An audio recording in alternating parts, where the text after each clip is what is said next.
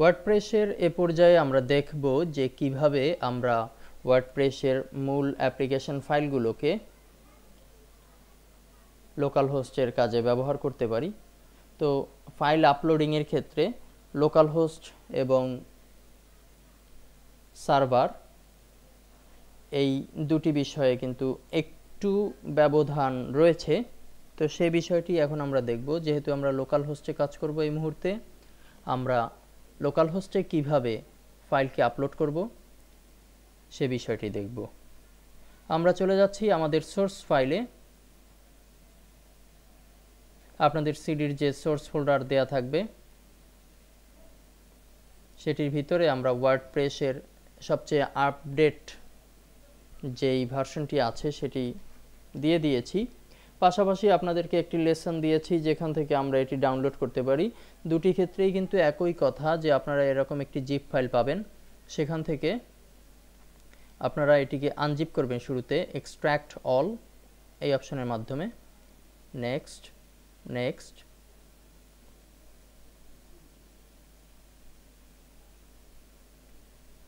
এটি এক্সট্র্যাক্টিং হচ্ছে। যদি এটি সিডি হয় তাহলে অবশ্যই আপনাকে জিপ ফাইলটিকে প্রথমে হার্ড ডিস্কে কপি করে নিতে হবে। খুব সহজ একটি ব্যাপার, কপি পেস্ট মাত্র। এখন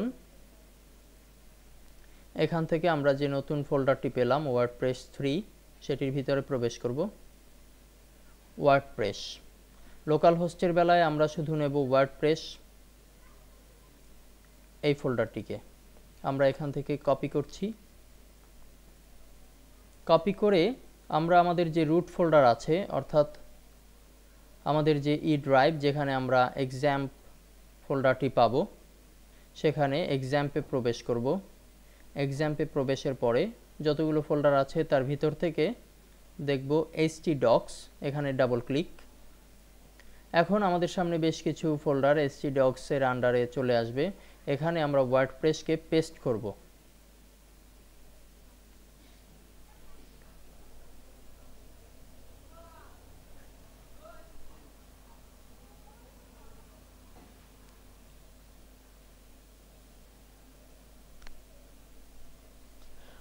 ওয়ার্ডপ্রেস ফোল্ডারটি সঠিকভাবে পেস্ট হলেই আমরা বুঝতে পারবো যে আমাদের আপলোডিংয়ের ঝামেলা শেষ। এখন এটি কনফিগার করতে হবে লোকাল হোস্টে ব্যবহারের জন্য।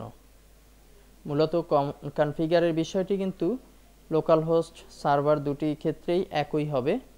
তারপরেও পরবর্তী লেসনে আমরা দেখব যে কিভাবে এটিকে লোকাল হোস্টে ব্যবহার উপযোগী করা যায়। ধন্যবাদ।